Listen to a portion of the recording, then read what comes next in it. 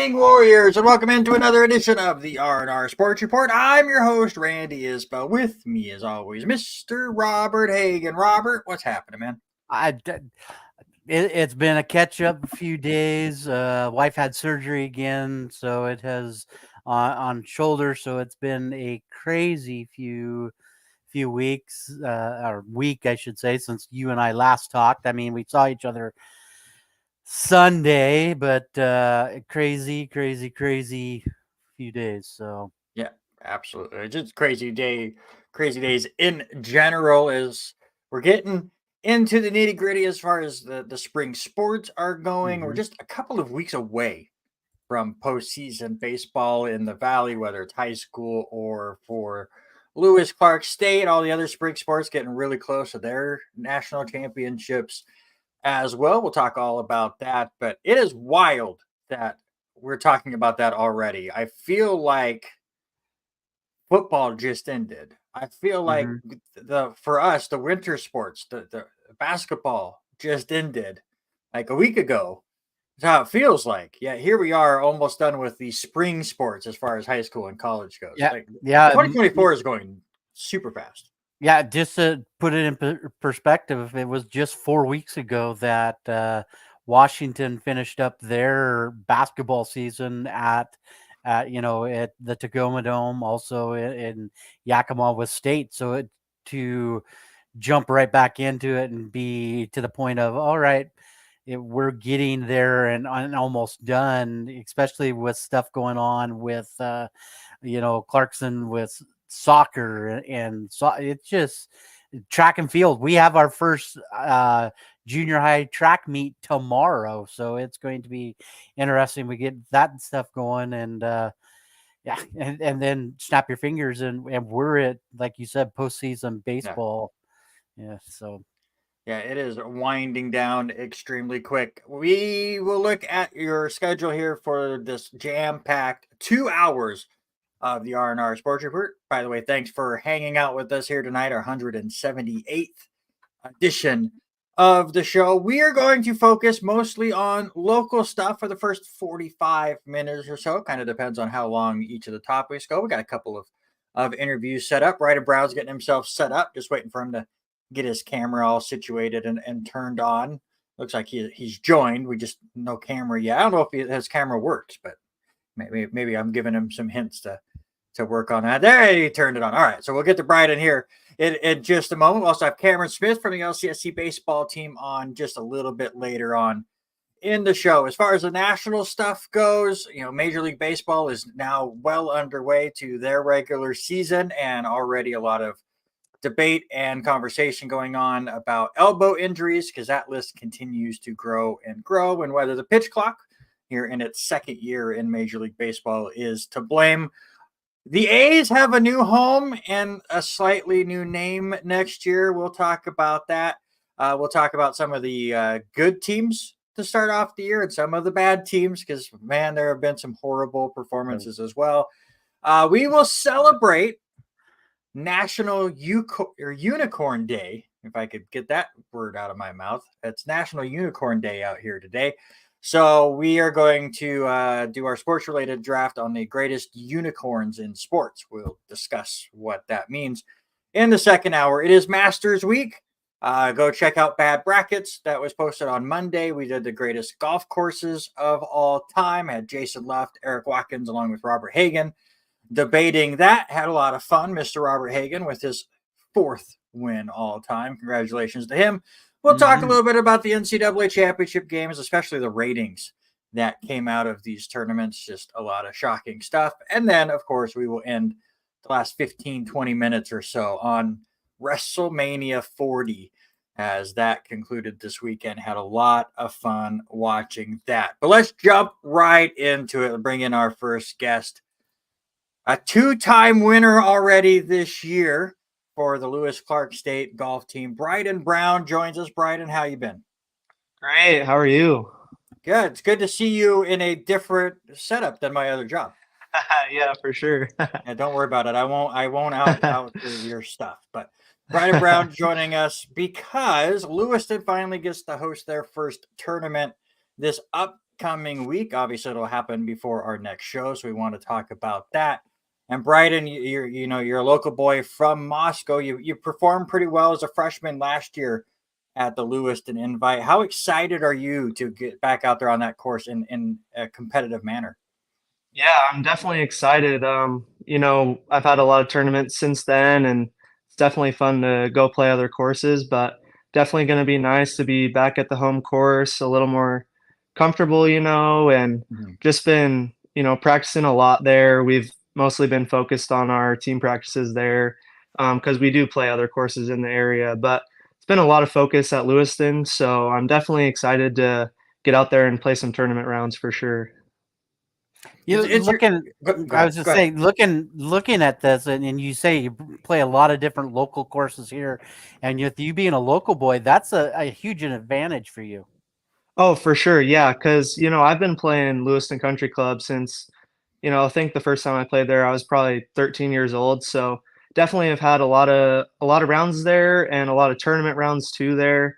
So it definitely plays a big part in it and seeing that success, because I'm pretty comfortable in this area. You talk about team practices and getting prepared for this tournament. Obviously, golf, mostly known as an individual sport, but for those that don't know, it's a team-based scoring. So you get five golfers on your team. Top four scores go for your team score. As a team, what do you guys kind of work on? Is there stuff that you see from your teammates that you try to work on, or is it just a lot of repetition and practice?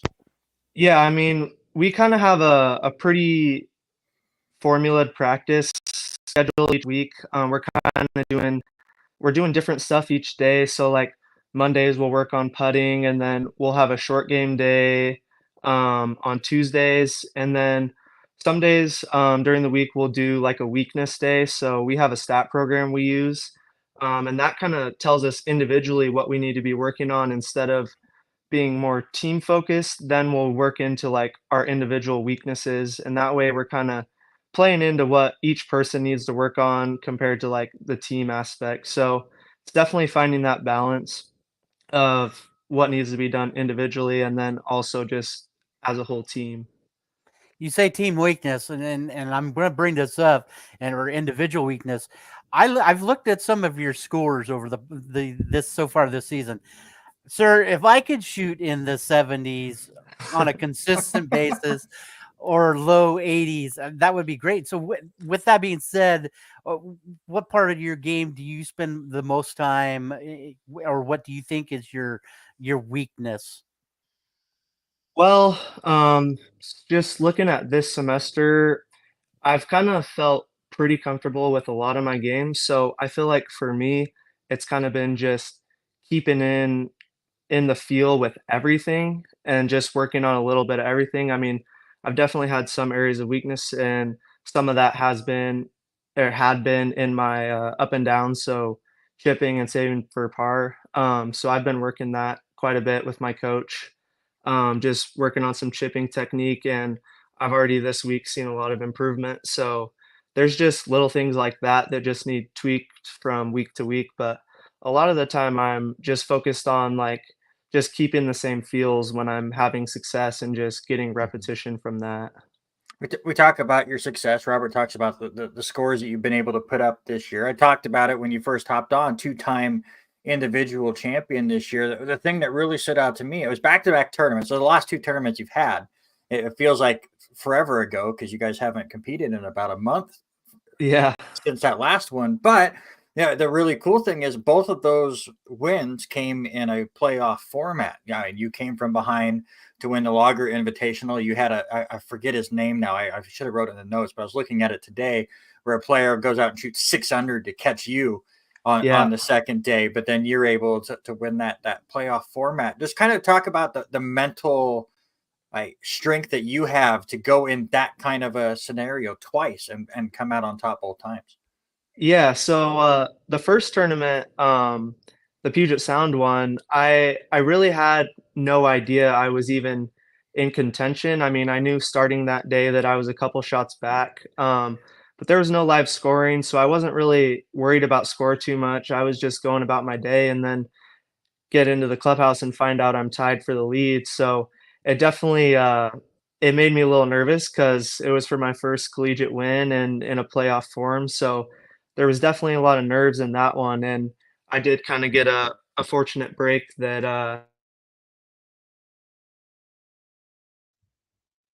Oh, did we lose Bryden? We might have lost. but I did Oh, capitalize. oh, there he is.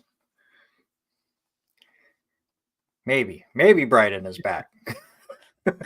Yay, technical difficulties. It feels like we're recording an episode of Bad Brackets. Bryden, will you do me a favor and just leave the session and come back real quick? We will try to get you on, but Bryden looks like he's froze there for a minute. So we'll try to get Bryden back on very, very shortly and talk about all of that again. Looks like he's back. Yeah. Am I good? How about now? We good? Okay. Okay. I'm not sure how much you heard from that, but only a little bit. So go ahead and just give us that whole spiel again. Yeah, so just that first tournament, definitely a lot of nerves going into that playoff, but I was able to capitalize on my opponent's mistake to get that first win.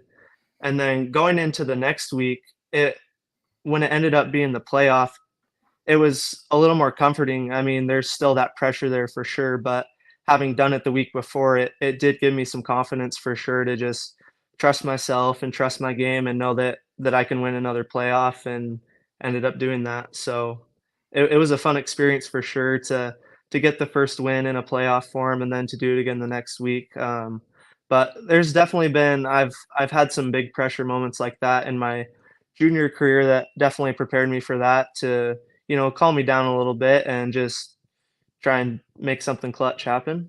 Mm-hmm. So with these, you talk about having the live stats out there. So are you able to sometimes see what's going on? I mean, Randy and I both tournaments and do that kind of stuff, and so we can stay on top of our stats and see that all the time. Do you prefer not knowing, or do you prefer being able to see your score at any time compared to others? Yeah, for me, it's a little bit of a double-edged sword because it is nice to know for sure. If you are close to the lead, you can kind of like if it's coming down the stretch and I know I need to get a shot, it could definitely change how aggressive I play for sure. But at the same time, too, that can add a bit of pressure that might not be needed. Where if I don't know the score, I'm just comfortable playing my game and just trusting what's going to happen. So it's kind of 50-50 for me. I don't know that I have a preference one way or the other, but it definitely plays a factor for sure. So obviously, I mean, a local boy from Moscow. Your dad played for Idaho. Your uncle played for LC. What was your decision like when you got done with high school up there with the Bears to come here and be a Warrior? Yeah, so it was definitely a lot of thinking to do. I talked to several schools in high school, but Coach Noon at Idaho had watched me for a long time in high school, and I actually hadn't talked to Brady Campbell, who recruited me to LC, until a few weeks before I signed. But I my original plan was to kind of get out of the area and see somewhere new, but then some things happened with COVID, and it just kind of changed my mind a little bit. I wanted to stay close to home, but yeah, it was a no-brainer at the time to pick LC. I knew I could develop here and just see what the future holds here. And then you talk about development. Obviously, you brought up Coach Zach Anderson a couple of times, but just kind of talk about what he has been able to do for your game a little bit.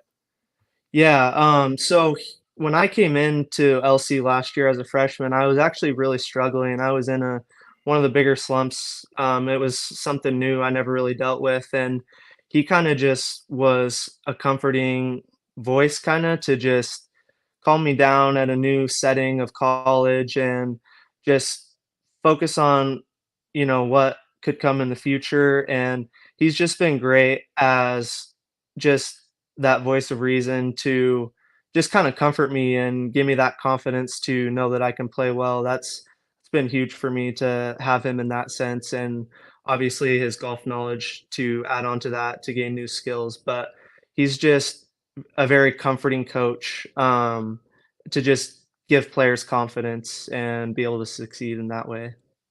You talk about your regimen and how much you practice and with the areas you want to work with. Um, Talk a little bit that how does your training day or week look like? Because I know there's got to be some film time. There's got to be where you're just mentally working on games, thinking strategies.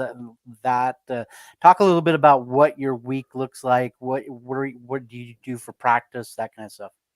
Yeah, so obviously we have our team practices 4 days a week, and then sometimes we have one day on the weekend where we're either doing qualifying or just a regular practice. And like I said earlier, we kind of just work through different stuff there.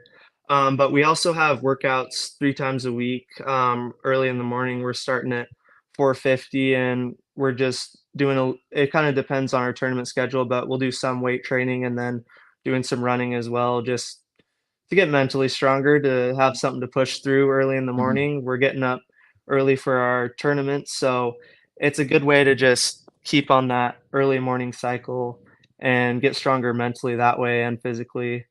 And then this year we started doing our mental mindset meetings. We do those about every other Wednesday night, and those are big because where golf is, it's swinging the club. It's also between your ears with your brain. Like you're only hitting shots for so long during the day. We're playing 5.5 hour rounds, but most of that time is not actually hitting a ball. So we really work on just course management and how you talk to yourself and stuff like Mhm. that, because that stuff plays as much of a role as, actually hitting the shots. So that's another thing we do. And it's pretty repetitive from week to week as far as kind of our schedule and what we're doing. But yeah, we have the workouts and the mental mindsets and then practice each day. Yeah, absolutely makes a lot of sense. Again, we talked about a show that Robert and I do on the side called Bad Brackets, and we did one on the best golf courses in the world, and got all jealous at all these crazy golf courses that we'll never be able to play at. Not that you played on any of them that ended up on our show or on the bracket, but what was the most beautiful or just your favorite golf course that you have been able to play at? Oh man, that's a tough one. I've played a lot of beautiful golf courses through junior golf and college now. I have really liked some of the West Side courses, like Seattle area. Chambers Bay was definitely one of my favorites so far. It was a beautiful course, and I really like that area. And there was one other one too of just playing conditions wise. I think my favorite it was called Furcrest, and it's in the Seattle area. I got to play Washington Junior State tournament there, and that was one of the most pure golf courses I've ever played. So that was definitely a great experience. So with him saying that, I'm gonna be blunt and ask it right out. What course would you love? What is your ultimate course that you would want to go and play? I mean, I think I definitely gotta go with Augusta there. It's too hard to say another course. I mean, there's a lot of great ones out there, but it's tough to beat Augusta for sure. Mhm.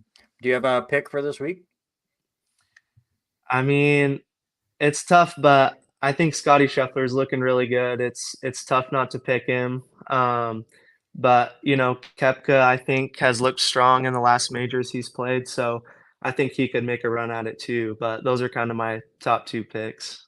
All right, before we let you get out of here, just a reminder again, Lewiston's hosting the Warrior Invitational on Monday and Tuesday at the Lewiston Golf and Country Club. Do you like when people show up and are watching the golf? Do you want Robert out there and standing on the fairway so you have a big target to aim at? What do you want the community to do on Monday and Tuesday next week? Oh yeah, I love people coming out. I'll definitely have family there, friends there. I just love the energy of. I feel like I really thrive on having people watching me and just that extra support. It does mean a lot, and golf's one of those sports that it doesn't get watched as much, and it's definitely fun when people come out and support. It's definitely a different kind of sport to watch. Mhm. But yeah, I absolutely love when people come out and watch for sure. And then before we get you out of here, we like to grill the student athletes with some really hard hitting questions before we send them on their way. Very, very difficult questions to answer. I'm going to let Robert go through the list for you. All right, so here we go. Just first thing pops in your head, but first one off right away. What's your favorite board game? If you had to pick a board game, what would it be? I'm actually a big chess guy. I don't get to play it very often, but when I have time to sit down, I do love to play chess. Okay. What's one of your nicknames? You got your local boy. You've got to have a nickname, don't you? Well, kind of my family name, my dad calls me B-Dog a lot. That was kind of since I was younger, but little shout out to my assistant coach from high school. He liked to call me Hardware Brown just from all the trophies I was winning in high school, but he likes to call me that, so that's been another one too. All right, so most of us have some kind of extra talent. We have Randy, Mr. 300 there, but do you have a hidden talent? I mean, I don't know about hidden talent. I played a lot of basketball in high school. So I don't want to brag, but I'm a pretty good 3-point shooter. That was kind of my thing in high school. But something that people don't know is I'm a big fisherman and hunter. I'm a big outdoors guy. Probably a lot of people don't know that. But yeah, I love to get out and fish and hunt. That's definitely a big one for me. By the way, I love that Robert just threw me under the bus and throwing my golf score out there like that. Just I did. Brutal. Not golf scores, not golf score. No, it's close. It would be close. I don't play very often, but Bryden, 300 sounds about right. He does need a little help on his driver. You might need to take him out, one day out of the office up there. Hey, we might have to do that. Yeah. I hit the fairway. It's just 3 holes That's what to matters. the right. Oh, yeah. 3 holes to the right is where my ball ends up. But it hits the fairway sometimes that's all you can do.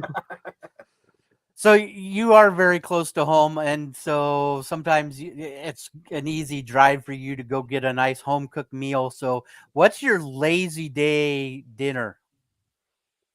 Oh, just like for myself, like when I have to, I'm a big sucker for cooking myself a pork chop. That's been a common one. Just go to Winco, buy some cheap pork, and that's been a big one this year. But definitely use the air fryer a lot, making taquitos and chicken nuggets and stuff like that. But yeah, those are kind of my go-tos. Listen, air fryer pork chops are good too. I'll have to get with you. I'll send you a recipe on that. So I'd love it. Another food one, and this one came from a buddy of ours, and it has stuck in the questions for a long time. I'm gonna throw this out here. Are you a peanut butter and jelly fan? I am, yeah. All right, there's got to be a ratio, and there's a way you make your sandwich. So, what is the percentage of peanut butter to jelly?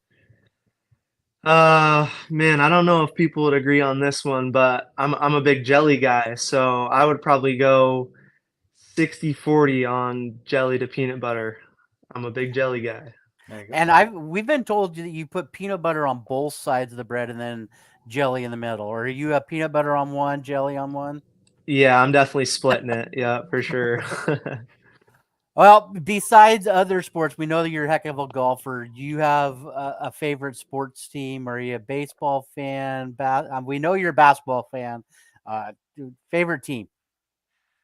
Well, I've always been a big supporter of WSU basketball. My grandparents have got season tickets for as long as I can remember, so probably got to go with that one. So it was cool to see them have a good year this year. But yeah, probably got to rock with them. Right. And you're a sophomore here this year, so I'm going to throw this out there. There's only one senior on your team, but who's your favorite teammate to play with? Oh man, that's tough because everyone's adding a different element. We got some funny guys and we got some guys that are fun to play with, but man, that's that's a brutal question. They're all watching and they're going to be mad if you don't pick that. I think my teammate Oscar Bela, he's one of the funniest guys to play with and just stuff he says. But one thing I really like about playing with him is he never gets too upset. Like he's always easy to play with. But man, yeah, that's a tough question. Perfect. Well, Bryden, I very much appreciate it. Go out, support the golf team Monday and Tuesday. Again, as Lewiston hosts the Warrior Invitational at the Lewiston Golf and Country Club. Bryden, congratulations so far on what you've done this year. Best of luck Thank the you. rest of the Thank you very season and the much. for on. Yeah, I All right, that is, appreciate it. Thanks yeah, for no having me problem. on. Yeah, thanks, Bryden. Thanks, Appreciate Brad. you. That is Bryden Brown, two-time individual winner this year for the Lewiston golf team. Very good interview there. Appreciated his time. I meant to go last year, just with the way my classes set up last year, wasn't able to make that work. Planning on it this next week. I have to write about it anyway, so why not go check it out since I only have the one class on Monday. Are you going to be able to try to make it out there? Well, it depends. If I can get out there. I know they're an early start, so depends. I'm already going to be gone, working out of town this week. I leave Thursday morning, and I'm working in Spokane over the weekend. So it depends on if the principal will let me take another little half day off and go watch them play. There you go. Let's go through some LC news while we're still talking on the local stuff. They had the North Idaho Athletic Hall of Fame, and congratulations to one Callie Stevens, friend of the show, as she was named the Female Athlete of the Year. Jenna Carpenter, also the Warriors, was also nominated for that award. Carter Gordon was nominated, along with 5 others, for the Men's Athlete of the Year award. And Kaylin Orlandi, Austin Johnson, and Jake Taylor were all nominated for both the female and male Coaches of the Year award. I know there's a lot of local high school players that ended up with awards as well. Case why not split the Boys Athlete of the Year, and I know there were several others out there. It seemed like a really fun time up there in North Idaho for that awards ceremony this weekend. Speaking of award ceremony, she just got back yesterday. Alicia Alexander was out in Kansas City and receiving her NAIA Sports Information Director of the Year award out there. Again, very well deserved for her. We've had her on the show since she was awarded that title, but very, very cool that she was able to go out and get the recognition that she got. Luckily, she had a stomach bug when she first got to Kansas City. Luckily, that went away before all the fun stuff got to happen. And don't forget the annual Warrior Athletic Association's Wake Up with the Warriors breakfast in conjunction with LC State's annual Warrior Giving Day will be held tomorrow at 7 a.m.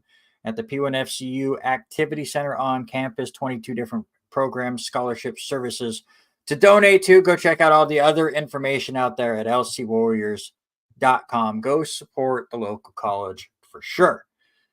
All right, let's get into some LC news. There's a lot of it, as there always is as far as the local stuff goes. We'll try to get through this quickly and get in with Cameron Smith as he gets himself set up. But women's tennis, after their long trip to Tennessee and Kentucky, came back, played 2 matches on Saturday. They split with 2 NCAA Division III teams. They lost to Whitman 7-2, but bounced back nicely, beat George Fox 8-1. They're at Whitworth on Saturday, and then they host Idaho State on Monday over there at the LCSC Tennis Center. Men actually had the week off after that long trip. They will face Whitworth on Saturday on the road, and then Whitman on Sunday, as both teams getting closer and closer to getting into their conference or non-affiliated conference tournaments. Track and field, I'm just going to say, go look at lcwarriors.com, because once again, they're breaking records every time they hit the track or the field area. But they were at the Whitworth Peace Meet on Friday. 5 national marks were set. 3 school records were broken during that time. Sydney Sawina, I believe is how you say that. If it's not, I apologize. She set the Warrior record in the triple jump. She has the 3rd best mark in the entire NAIA in that event. Madigan Kelly, who had the record and then broke it and then broke it and then broke it and then broke it. We talked about it a lot last year. She broke it again in the 100-meter hurdles with a time of 13.94. London Kirk had an A standard time and won the 400 meters in that event with a time of 47.81. And Jedediah Barnaby set the school record in the 100-meter dash with a time of 10.79.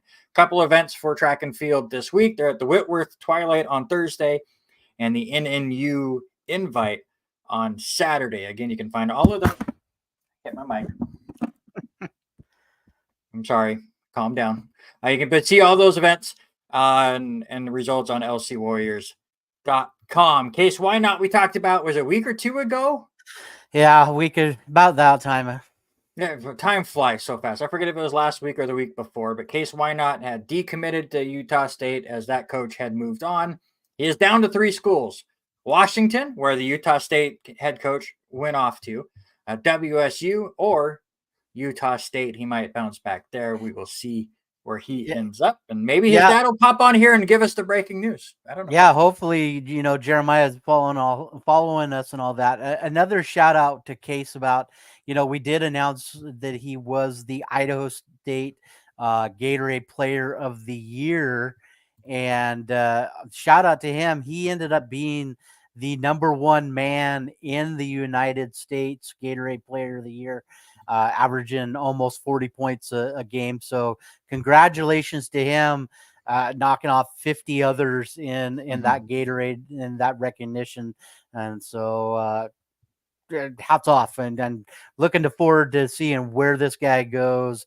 I still think he's leaning Utah State, but you've got to look at the idea of him following coach over to UW. Yeah, WSU would also be really fun because then we can still go watch them. It would be a lot of fun. Real quick with the high school spring sports, Lewiston baseball has really had a rough go of it this year. Very young squad, 9 sophomores on the team, averaging just 2.5 runs per game going into today. Lowest by any school in the 3A, 4A, or 5A levels. They were 5-5. Which just shows you how good the pitching staff was, but they have been running into some really tough competition lately. It was a good bounce back last weekend when they lost 19-2 to Post Falls in a game that actually got moved to Lewiston based on the weather up in northern Idaho last weekend. Bounce back, won the second game 2-1. Hopefully they have that same bounce back because they have played the first of 2 games against the Vikings today, and they lost the first game 19-0. So no report yet on game number 2 yet. Hopefully the same bounce back. They also are up at Lake City on Saturday for another doubleheader. Lewiston softball lost their first 4 games of the year, won their next 4, including 2 wins against Post Falls, 13-3 and 7-1. They're also in Coeur d'Alene. They also got beat in their first game of the doubleheader, 12-6. And according to the box score on Max Preps, Bengals with 12 errors in that game. So a rough one for both the Bengals in their first game of their doubleheaders. They will host Lake City on Saturday. So if you are free this weekend, go check out some Bengal volleyball up there at Airport Park starting at noon.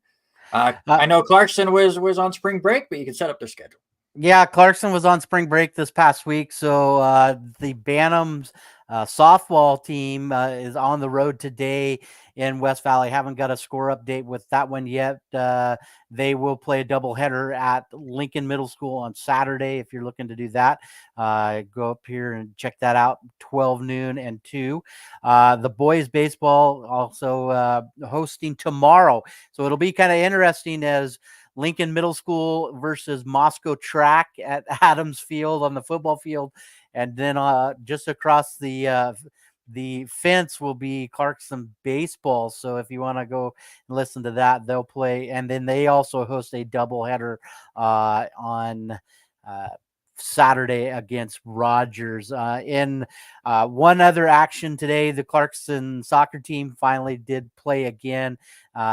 Took another loss to a hard fought game with West Valley. End up losing that one today, 2-6. Stephen Alfred and Mason Roberti with goals in that game.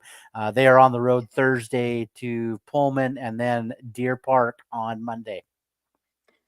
Yeah, lots of local sports going on again as they're getting closer and closer to district time. Another team that will be in action this weekend is the LCSC baseball team. And with that, we're going to bring on our next guest if he is ready. He was waiting patiently in the back, Mr. Cameron Smith. Cameron, man, it was a pretty fun weekend for the Warriors against College of Idaho. You had yourself a pretty good performance as well. Just how have things been going for you? It's been good. It's been a good year with a new group of guys. Just loving every minute of it. I mean, I think as I've been here for the last 5 years now, every year kind of has its own story. And with that, we're kind of writing our own story. We're figuring things out. And it's been a lot of fun. So thank you. Yeah, no problem. And I do appreciate you hopping on. And I do like what you said about how every year has its story. This year has kind of been a very interesting roller coaster of a story, I think, for the Warriors. It seems like one weekend you guys play at your absolute best and you come away with a sweep, and it never seems like you guys were in any doubt. And then you go in one weekend and you're split with teams that we're a little surprised by. And the pitching staff has had its ups and downs, a lot of that with injuries. But how have you guys been mentally as a team to kind of work through that roller coaster and get yourself ready for postseason play? Yeah, I mean, this year has a lot of similarities to what it was last year, and in that sense of kind of a roller coaster. I think, like you said, injuries have a big role in that. But mentality wise, it's going to be the same. And that's, can we win the last game of the year? How are we going to win that last year?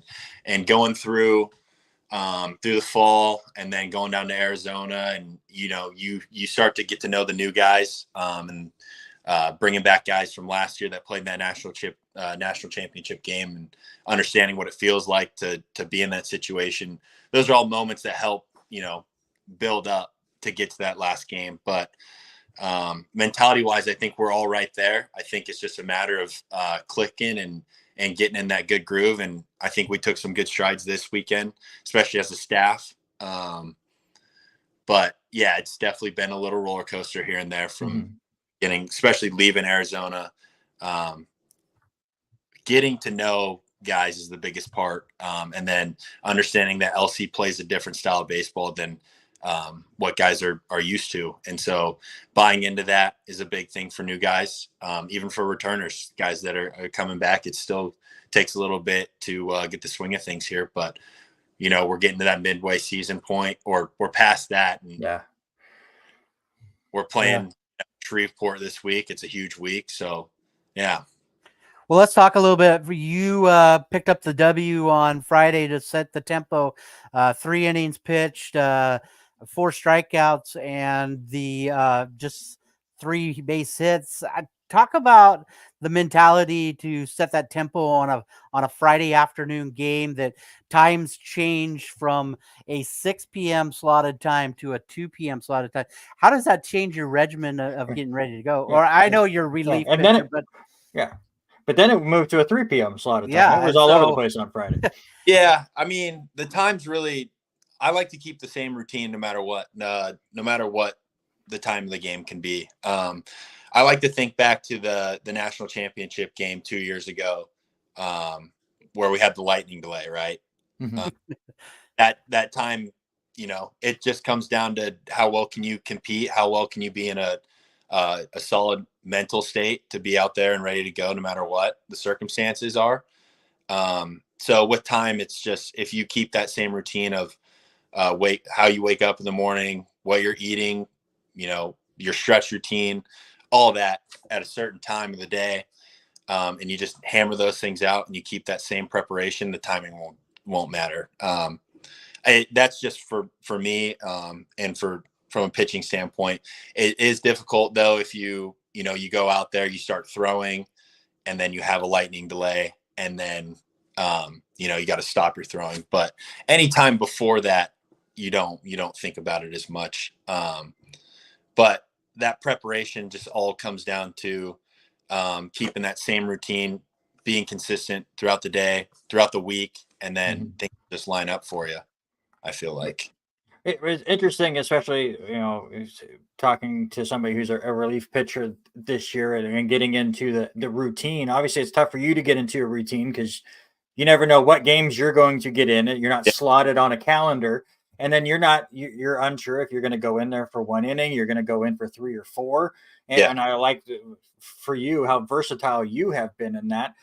What are you doing in the dugout while the game is going on to keep yourself focused and ready to go for that moment that Jake goes, all right, go get warmed up? Yeah. So I think a lot of that comes down to the experience and playing with the same head coach for the last 5 years now. So I understand where Taylor's mind's at. And then it's just the kind of the feel of the game. So understanding where my role is on the team, what I'm going to be doing, and going off of that. So it's hard to describe. It's more of a feel thing throughout that game to be like, all right, this is an inning where I could be ready to go. And that's something that we've been telling all of our guys too this year is like, some things change. Like some things will go from, hey, you're going to go have the 7th inning, and a guy could go out there and do really well, and then he might have the 8th inning again. So you got to be ready to go for that 9th inning, and or it could be the starter is rolling, and then out of nowhere he kind of starts struggling a little bit, and he might have you get ready to go then. And so that's where that mentality piece really comes in. And that's something that LC has always hammered out, is just always being in a mental state to be like, this is my game. No matter what the score is, having the mindset that you could be that guy to go win a ball game for your team. And to just overall go out there and just do your job. And it is hard, staying that mentally like locked in from innings 1 through 9. And that's kind of where I have a little advantage with playing with Taylor for the last 5 years and understanding my role on the team.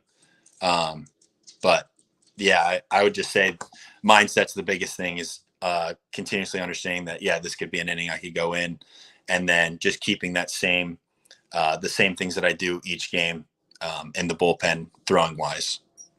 Well, you say that, and what's very interesting, you are a relief pitcher, but you come from Arlington, over just north of Seattle and all that, where you had some great years as a pitcher up there with a couple of 3 no-hitters at your high school. Do you prefer the non-starting to being a starter as you joined LC? I think that's just where Taylor kind of saw me fit better. I started here as a freshman. I was a starting pitcher. And I mean, for me, is the thing that I've always loved about the relief role is the ability to come in and help your team win a game, no matter what situation it is. Whereas starting, you're setting the tone for the day, and how many times you can get through a lineup. But for me, it was a little bit of adjustment that first and second year playing at LC, going from being a starter, and then going into a relief role. But I think that's kind of a lot of people's story, is they were their guys in high school. Everyone that comes to a college, they were their 1s and 2s in high school, and then to college, and they, you might be better at closing, you might be better as a middle relief guy, and that's just kind of buying into the program and being like, this is my role. I'm gonna do whatever it takes to help the team win. And but pitching wise is basically the same as that. I keep that same mentality. If I'm gonna start a game, I'm gonna go as long as I can to help the team win. And if it's closing a game, I'm gonna go try and slam a door to go win a game. You talked about it earlier, big weekend for you guys coming up against LSU Shreveport right now, the number 2 team in the country. Not something that the Warriors are able to do mid-season. You guys have been able to go to Arizona or Florida to start the year and play some of these top teams in the country, but it feels like right after that trip, it's Cascade Conference play exclusively. How excited are you guys as a squad to be able to kind of test yourself against a team that, on paper, looks like they will be here in Lewiston come May? Yeah, no, we're fired up. Like from my experience here, since I first got here to this year, granted the Cascade Conference has gotten significantly better. Like these teams are way better than they were, and there's nothing to take away from those teams at all that we play, because they have gotten really good. And playing in the Cascade Conference, and for those teams, and they look at a team that's in the World Series every year, they're contenders for a national championship. So they give their best every time we play them. But it is huge being able to play a team like Shreveport coming up that, that's rolling, that's hot. They've been in the series. They understand what it takes to get to the World Series. They understand what it takes to win a national championship. And to match up with those guys, to understand that in the next 7 weeks, those are guys that we're going to be playing here pretty soon. When it counts is huge. So I think it's going to be good to see where we match up with them and see where we're at. Something that Coach Taylor always tells our guys is to never pay attention to the rankings until it comes down to, series time to understand where we're at. And this week's a great opportunity to show rankings, whatever it may be, go match up, go try and win some ball games here. And that's the mindset that I think our guys are carrying this week is we're ready to go. We're fired up for it. Yeah, it's going to be an exciting weekend to watch this baseball, but not to take away from CCC, but let's look at the Cascade Conference for just 1 second. There's been a lot of growth with British Columbia, C of I, and since you've been here for 5 years, talk a little bit about how CCC has changed over the last 5 years. Yeah. The hitting has just gotten better. There's better talent. The guys that they bring in are competitive. I think it's just overall more competitive, more talent. The pitching's gotten better. All of it. The thing that I've always really recognized with the CCC is that these teams, they want it bad. They want to beat us bad every weekend. They're going to give their best all 4 games. And something that us as a team has struggled with over the years is playing down to a certain level of where that team's at that game. And if you notice, they'll throw their ones, we'll be on that day. If they throw their fourth starter, we might play down to that. And it's just something that you've seen over the years, but it's gotten to a point where their first starter is as good as their 4th starter. And we have to compete all 4 games and for them, that might be I don't mean this in any disrespect to any of those teams, but when they beat us, it's winning. It's their World Series to them. And so kind of with that, you can see that every game that they're going to bring it and that you can't take a game off these last 2 years, especially because we've been so up and down as a team. So, yeah, I think overall just talent-wise, their style of plays getting better. Things like that, yeah. Yeah, especially with a school like British Columbia that has tested you guys the last couple of years. Oregon Tech has really grown as a program as well. It's been really fun to watch the Cascade Conference grow, and I really think it's better for LC that way as then you are playing the better competition as you go on. You did talk about how teams really come in and they really want to beat you.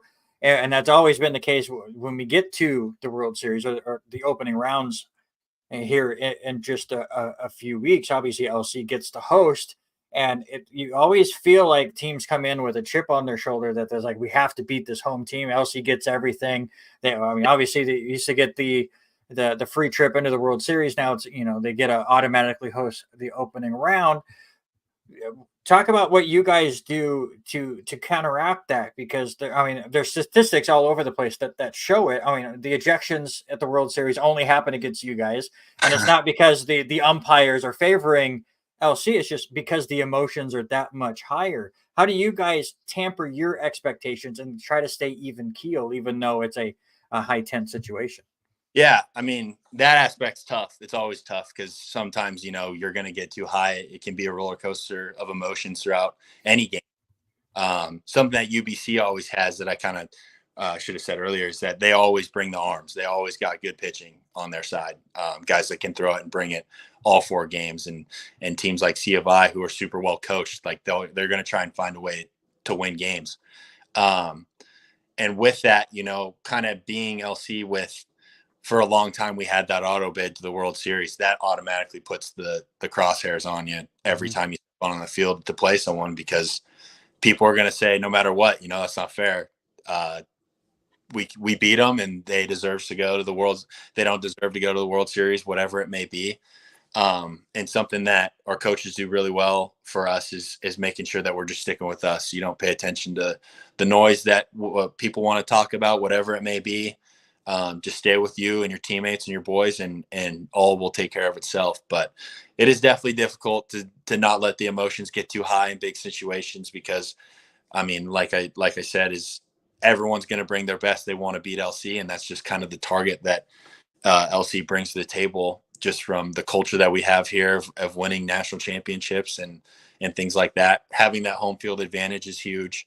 That auto bid was another thing that put that target on us. But the biggest thing that we stick to is just playing for one another and don't think about anything else.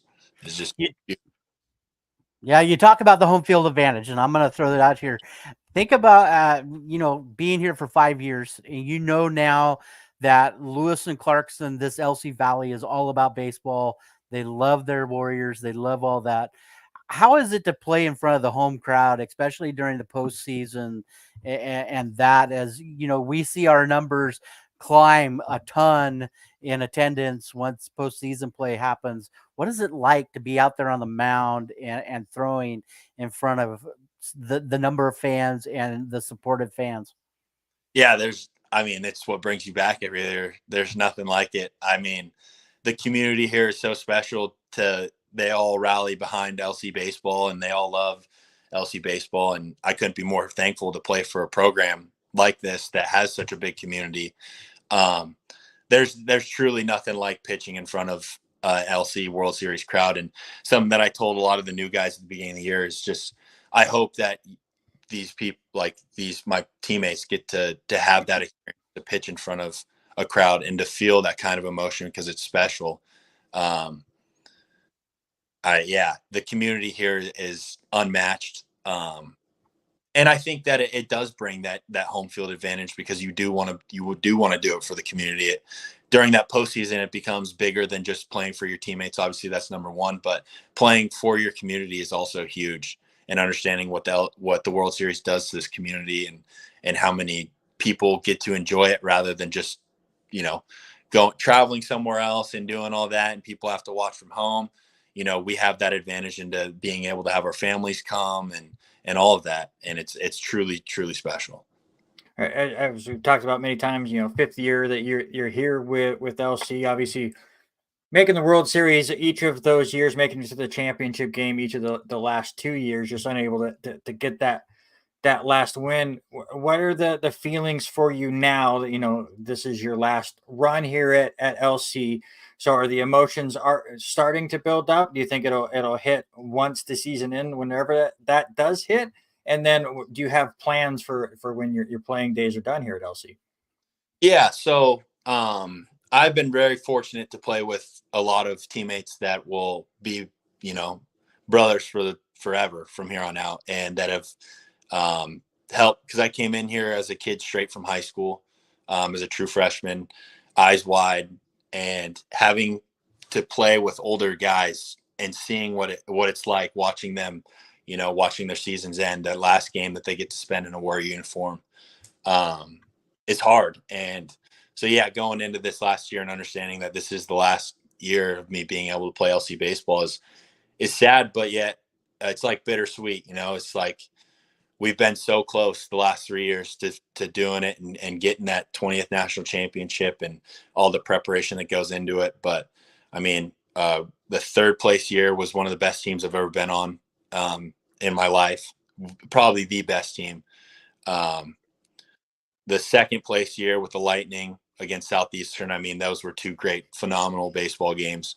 And then last year is just, coming so close. But this year, the mentality for me has just been just soak it all in every time you're out on the field. Every time you go out on the practice field, try not to take a moment for granted, as easy as that may be. You go out there, could be a hard practice, could be a hard game.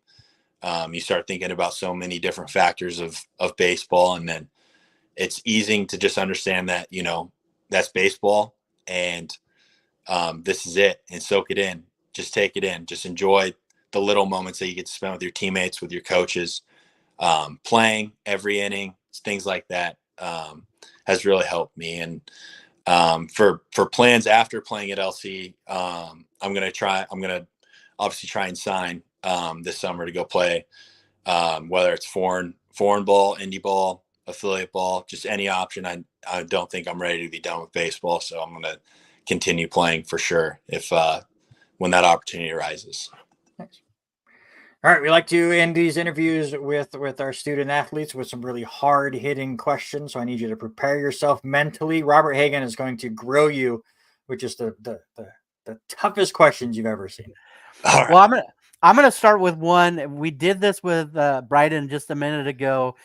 Randy has come up and we've started doing another side gig of off of this called Bad Brackets. A few weeks ago, we did best ballpark food or you got to have food. When you're at the ballpark and you're not pitching or something like that, what is your go-to? Now, Randy, he likes his during World Series time. He likes his fruit cup that he can get from Wilson Banner Ranch. Alicia, she's got to have her mac and cheese. So I'm going to ask you, what's your go-to snack when you're at the ball field? During the series or during the regular seasons? It's got to be two. Yeah, it's got to be two. I'm a hot dog and a peanut guy, but I mean, if you're just sitting in the stands, what's it got to be for you? Give us the World Series one for sure. The World Series has got to be that little taco stand that they got. It's absolutely phenomenal. If I'm not throwing that day, I'm hitting that taco stand for sure. Happy Day Eats, their little catering truck got. I mean, the mac and cheese. Like, I'm hoping that's the one Alicia's talking about because that one, that's really good too. All the food during the World Series, I mean, you can't miss. They got everything there. During the regular season, though, I got to go with the Warrior Dog with a little bit of ketchup on it if I'm not throwing that day.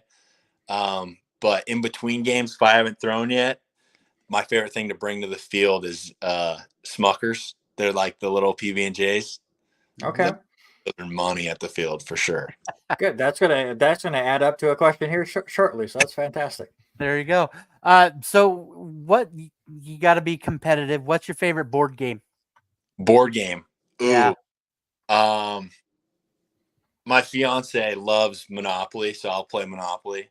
She beats me. I'm more of a card game guy, so I don't know if that's any different, but we play a lot of Rummy and the teammates will run some blackjack, which is always a good time too. So there you go. So with being at LC, also you've got to have come up with a nickname, or somebody's giving you a nickname, or maybe somebody from high school. What's one of your nicknames?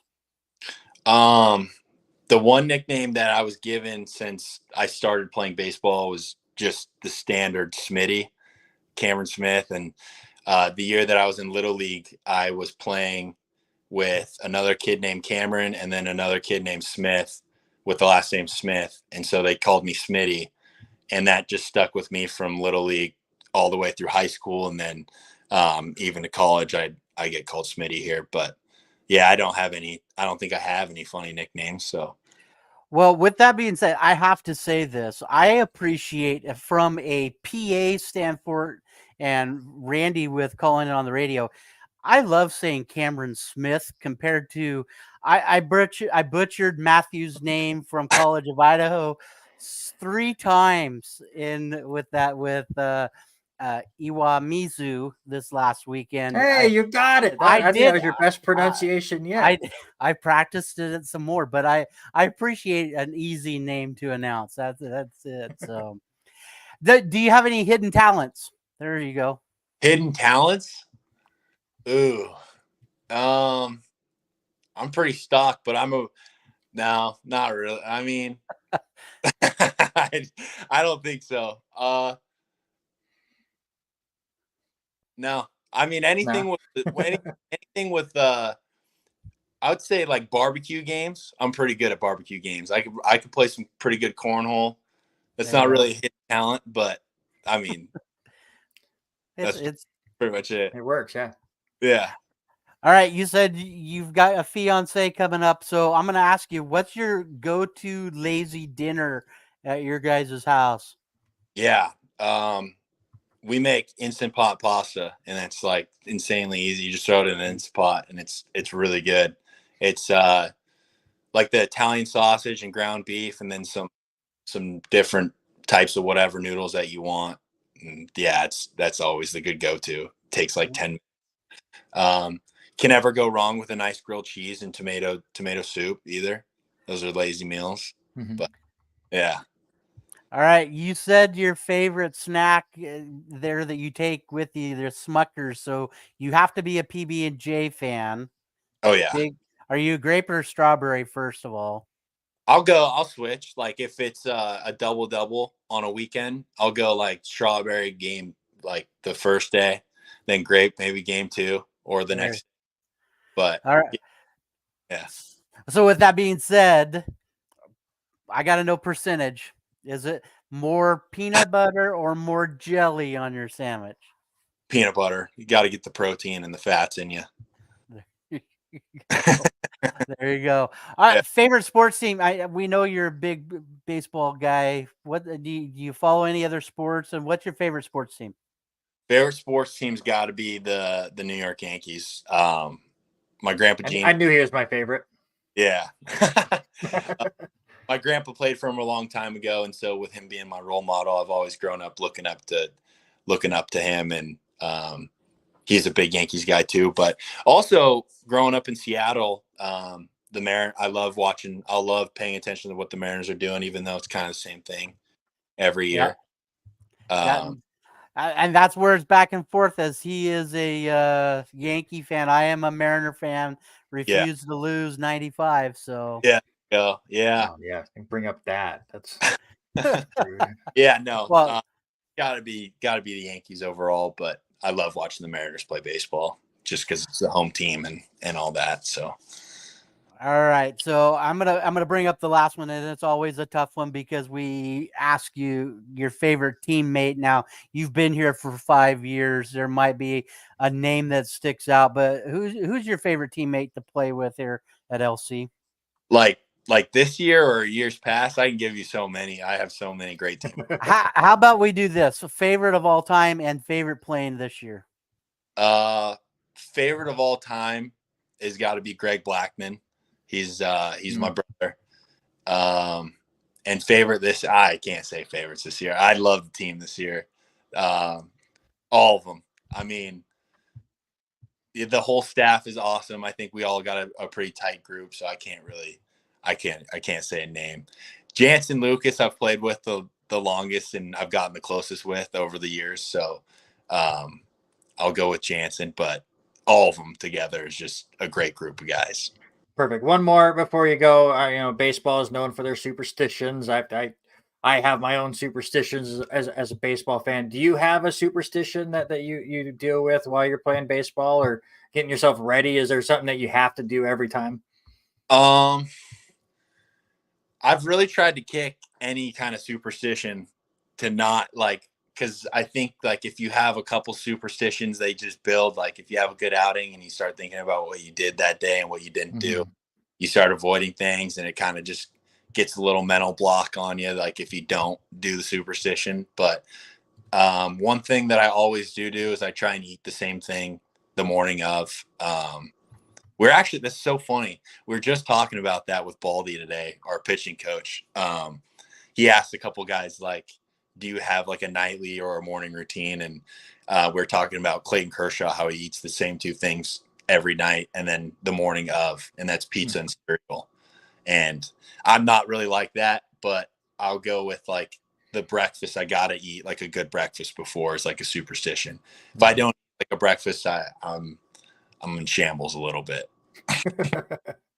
Perfect. Well, Cameron, I very much appreciate you. Go out to Harris Field this weekend as the Warriors have a 4-game set against LSU Shreveport. Fridays at 6 p.m., Saturday doubleheader starting at noon, and then Sunday at 11 a.m. I haven't looked at the weather. I don't want to look at the weather. Weather pending. I'm just going to say it because that's how it always works here. You guys went off to Eastern Oregon or wherever it was a couple weeks ago. We had 70-degree weather. You guys got delayed because of snow.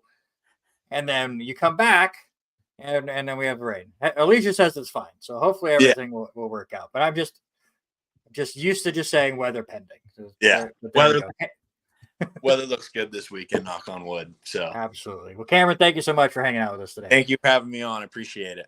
That's Cameron Smith, pitcher for the LCSC Warriors. A big weekend for LC again with track and field, tennis, baseball, and golf.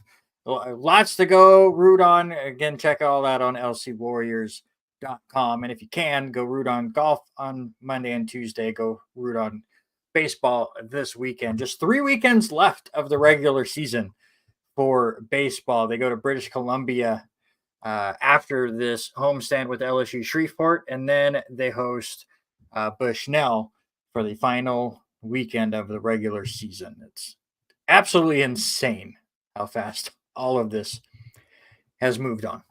I'm surprised. I see Denny here. I am surprised he hasn't dropped the little nugget of information that just got breaking news for the Baltimore Orioles. Yeah, Jackson Holiday, the big prospect for the Orioles, one of many for Baltimore. One of their AAA squad was just it's unfair what that team is. I would take the AAA squad for the Baltimore Orioles over like 4 or 5 different MLB teams right now. But Jackson Holiday, their number one prospect, getting ready to be called up to a team that did win today. So congratulations. I'm surprised we didn't get the score update either, but the Orioles beat the Red Sox 7-1. A couple other score updates for you. Cameron Smith's New York Yankees come away with a 3-2 win against the Marlins, and Robert Hagen's Seattle Mariners lose to Toronto 5-3. Alicia's Angels, what are they doing? They're up 2-1 so far. The best got better. We'll talk about it. Let's see. Where do we want to bounce around as we've had 2 fantastic interviews that went a little long and we had a lot of fun with. We'll talk about one of those teams that I would trade for the AAA squad for the Baltimore Orioles, and that's the Oakland Athletics, the soon-to-be Athletics. The A's are going to move to Sacramento starting in 2025. They're set to be there for 3 years with an option for 2028 in case the Las Vegas Stadium is not ready by then, or if Las Vegas smartens up and realizes that they're trying to get a minor league team and not a major league team, and they change their mind at that point. I don't know. They made a lot of news this last week. Even my wife, who does not follow a ton of sports, she's like, "Did you see they're finally closing the Tropicana in Las Vegas?" I said, "Honey, that's where the new stadium is going to be built." She had no clue. And so then when I showed her the renditions of it, that's why they're closing the Tropicana. It wasn't because of baseball. It's because the Tropicana said, "Well, we're all sad. We're leaving now." Yeah, absolutely. And they're building the baseball field. It's just whether it's the A's that'll move in or not. I mean, again, hopefully they smarten up and put an actual team in there and not Oakland. The A's are going to Sacramento, and they're going to play at the Sutter Health Park, which has 10,624 fixed seats, but can hold just over 14,000 with lawn seating out there in right field, some standing room areas as well. And before anybody goes, "Oh my God, what are they going to do? Why is a major league team going there?" Well, last year the A's only averaged 10,000 people anyways. So that plenty of room over there at the Sutter Health Health Park, which is the home of the River Cats, which is a AAA affiliate of the San Francisco Giants. So the Oakland A's are going this story is so stupid. The Lewis Clark A's. Yeah, bring them here. Just why not? Again, I would take the Warriors over this team, even though they have a former Warrior on that squad. The A's are a joke. They're ran like a joke. I feel bad for the players, but the ownership might be the worst in all of sports. Yeah, I think 1,000%. But I think what's crazy is how much money that Las Vegas is going to put in for a team like this to come in there. So especially when they're only averaging 10,000. So do you think is it enough of a draw to this Las Vegas area to bring a Major League Baseball team like the A's there? Or do you see them totally getting rid of all of the players and revamping and getting some different players? Of course you want to revamp this team and make them competitive, but Las Vegas is not paying for the Oakland Athletics, at least at first. They're paying for other teams to come in and play their Oakland Athletics. They want fans from the other 29 teams to go, hey, we're already going to Vegas. Well, let's go check out a baseball game. They want those people that are in Vegas all the time to go check out a baseball game. The A's mascot will be Pete Rose. Please. Pete Rose already has history of putting on mascot outfits. He did it twice at WrestleMania. And we'll talk about WrestleMania near the end of the show. But I don't know if you've seen this. I only know this because of the Rich Eisen show. But did you see the comments that the owner for the A's, John Fisher, had about moving to Sacramento? First, he was super excited to go to Sacramento, which is just owner speak of please continue to show up and go to Sacramento with us for these years while we're waiting. But he literally goes, I'm so excited to see our players hit home runs at this wonderful park, and other players like Aaron Judge. Like he's excited for other players to show up to hit home runs against his pitching. It's literally what he said during his press conference. This team is hilariously terrible, and it's just a complete mess. But the big thing is, over those 3 years, when they are in Sacramento, they're not going to be called the Sacramento Athletics. They're not going to already move on and be the Las Vegas Athletics, and they're not keeping Oakland. They're cityless. So everyone was making fun of the Washington football team when they switched their team for a little bit. But you don't even have a front part. Like when you're looking at the standings next year, it's going to say Houston Astros, Texas Rangers, Seattle Mariners, probably in this order, by the way, Los Angeles Angels, and then Athletics. It's going to be weird. It's going to be interesting, that's for sure. Do you like it? Do you hate it? It's going to be interesting to see, but you would think that they would want some kind of a affiliation to somewhere. I mean, just California? Can't you just be the California Athletics for a couple of years? Well, it's already been the California Angels, right? I mean, no, it's the last. Well, it was the California Angels, and then it was the Los Angeles Angels of Anaheim, and I don't know when they got rid of the Anaheim part, but it's team names have been always fun, and people get so mad about it. We'll talk about another team name that switched around right now. So talk about the A's. They are just a horribly ran franchise. But one team that is playing even worse than the Oakland Athletics. And, of course, after I did the research and got all the information done, then they had a good game today. But they need to sign Caitlin Clark brings in far more fans than the Oakland Athletics. We'll talk about that here shortly as well. But the Chicago White Sox came into today 1-9. They're now 2-9 because, of course, this is how karma works. I come up with these great stats and I get things built up and then I just blow it all out of the water. But coming into today, out of their 10 games played, the White Sox had scored 16 runs. 1-6. We're not math majors here, but we could do that math. That's 1.6 runs per game. I didn't even need a calculator for that. You didn't have to take your shoes off? No, because I don't want to take my socks off. So, but you take that 1.6 runs per game, you take it over the 162 game season. They're on pace for 259 runs on the year. By the way, if you're curious, the record is the St. Louis Cardinals all the way back in 1908, who had 372 runs in that year. It's a 154 game season back then, or an average of 2.42 runs per game. The fewest by any team in a 162 game schedule was the Chicago White Sox back in 1968, who had 464 runs that year, or 2.86 runs per game. They did win 67 games that year. And also, I will let you, and I know Denny Grubb is still hanging out, you both get as many guesses as you want. Just have fun with it. Who had the record for the least amount of runs scored in a 162 game season before the White Sox broke it in 1968? Cleveland? I found it fascinating. No. I think the stat that for me, as I'm trying to process, it might be Kansas City, a Royals team. It is not. I think for me, the thing that stands out the most with all of this, and with their record, what it is, they're only the third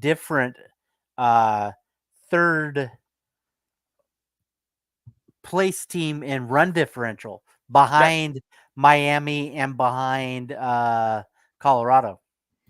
Yeah, Colorado's been rough. They've been giving up a ton of runs. 81 runs the Rockies had given up in 11 games coming into today. The Marlins, they lost again to the Yankees today, but a closer game, 3-2. They're now 1-11 on the year. Run differential of now -33. But no, it is not the Yankees. It is Houston.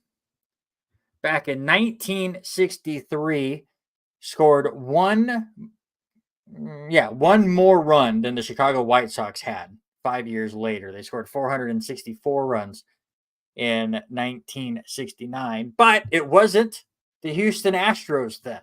This is why I wanted to bring it up. The Colt 45s. It was the Houston Colt 45s. Talk about names getting changed. Could you imagine a major league team now being called the Colt 45s? Do you think they would allow anything like that? No, but if they try to change it now, the backlash would be hilarious, and it makes me laugh. Also looking at all these stats today and having a lot of fun with it. Right now, I mean, the White Sox, with their performance today, they scored 7 runs in a win against Cleveland. They scored 5 runs in the first inning because, again, they just wanted to mess up my stats. So right now, they're averaging over 2 runs a game at 2.09. So congratulations to them, which leaves currently only one team in Major League Baseball history that averaged under 2 runs a game. They only played 18 games back in 1884. I love baseball, by the way, because you come up with these crazy stats.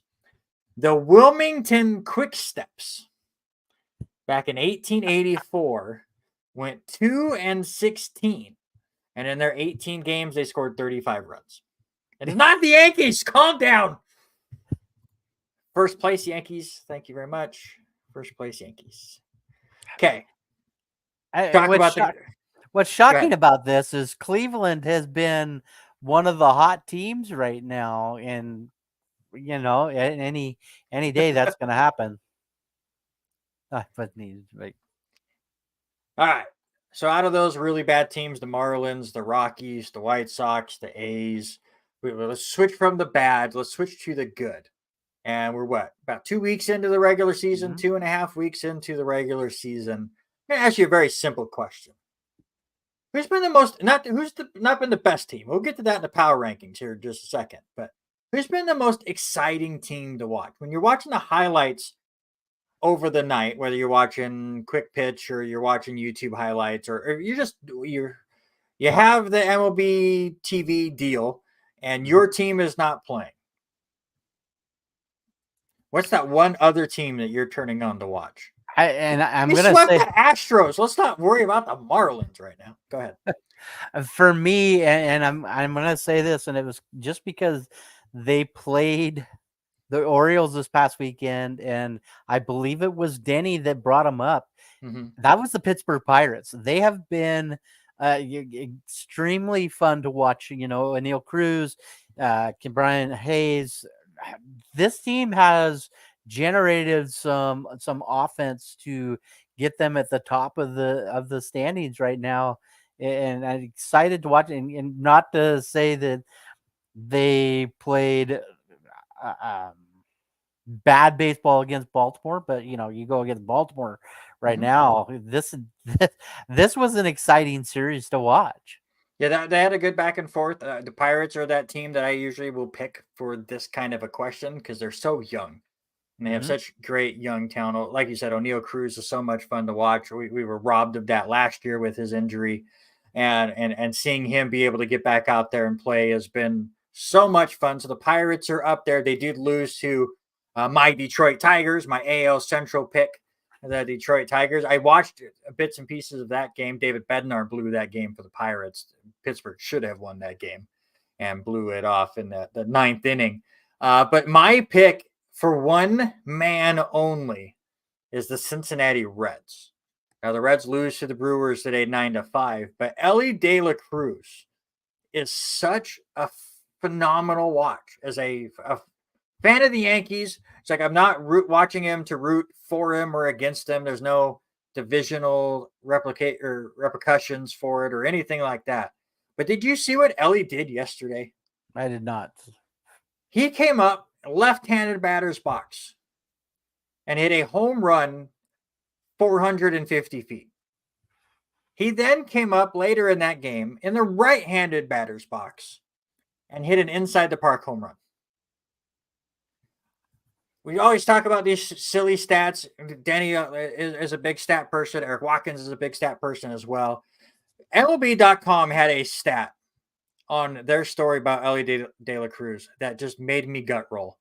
That according to whatever they could find in the American League and National League era of Major League Baseball, Ellie De La Cruz is the first player ever to come in one game and hit a home run on both sides of the plate, hit a home run over the fence and inside the park, and score 4 times all in one game.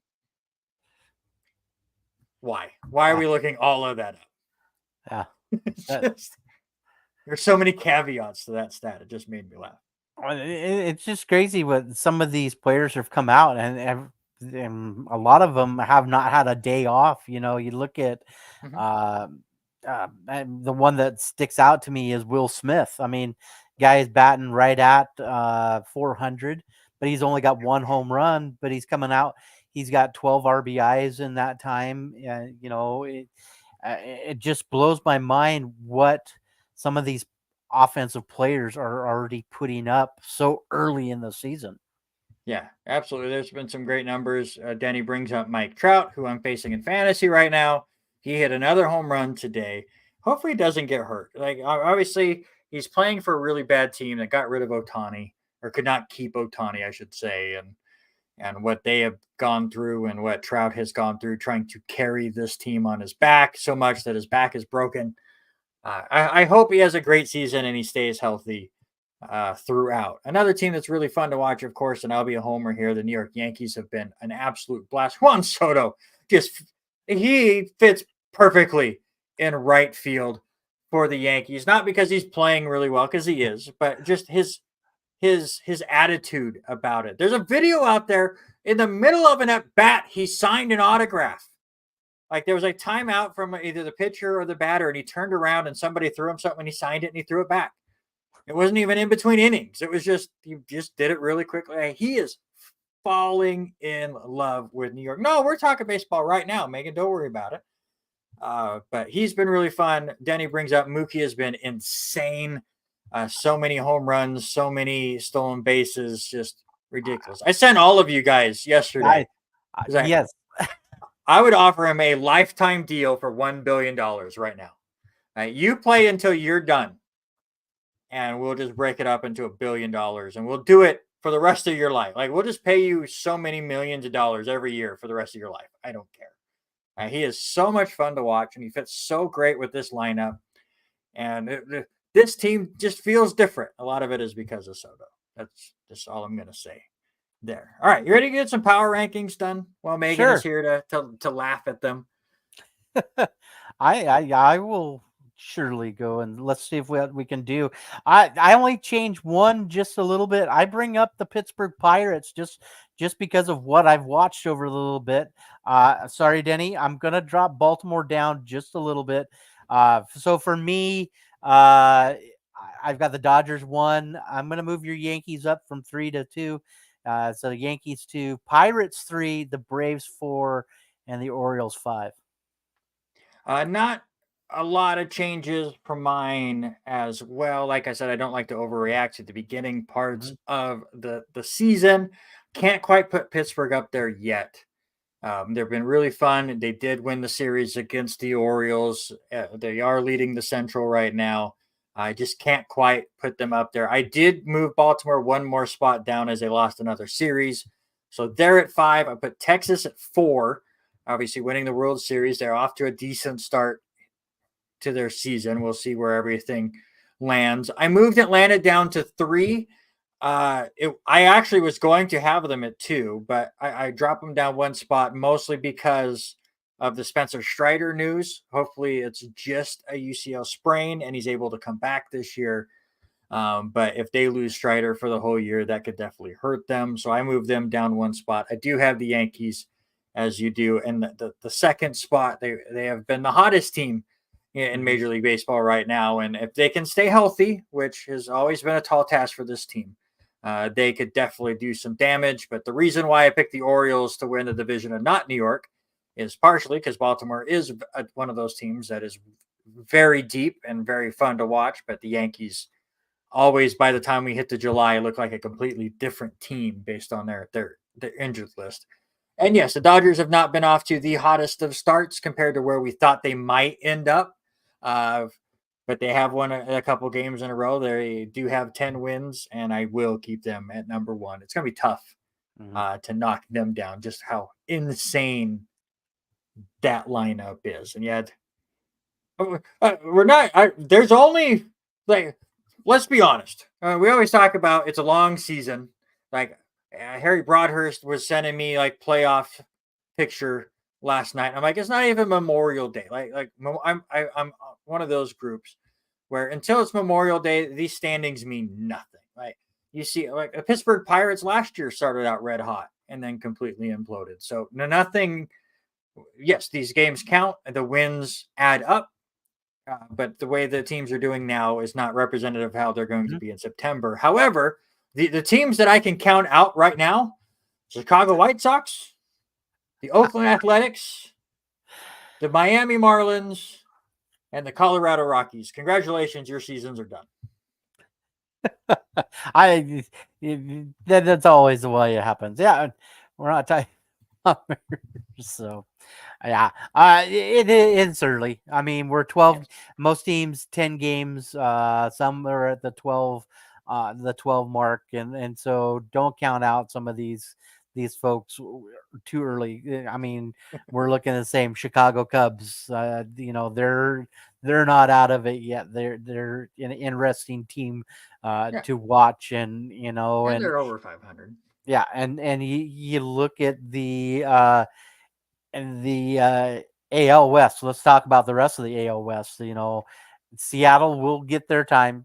It's been a bad couple of days of guys, but Texas isn't playing out 1,000%. So I mean, a lot can happen. Houston is only a half game better than the Mariners right now. Yeah. So again, anything can happen. We got a long ways to go. All right, let's really quickly, because we're already getting to that point, and I'm itching to talk about WrestleMania here in a few minutes. I don't know if Taylor's still hanging around to talk about it too, so I'm itching to get to that. We got a couple more things we got to hit before we get there.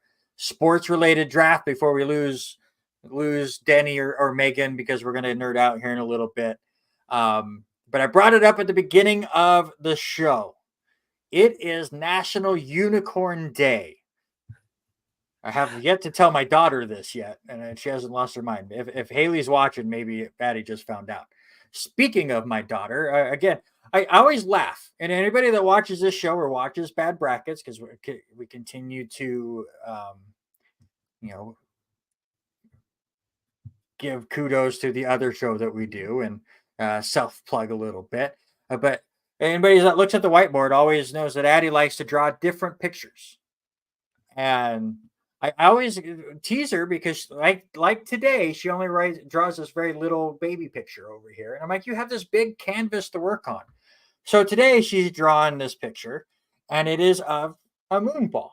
This is what she drew over there, as you can see. It's a very good drawing for her. I love just playing with this thing, by the way. It bounces insanely well. But I told her when she got done, I go, but you have this entire board to work with. And she goes, okay. And she draws the little arch right here to make it a moonball bag, and then ran off. I'm like, you can make it more. She drew one more line. So that's funny. That's cute. The attitude on my 7-year-old is just insane.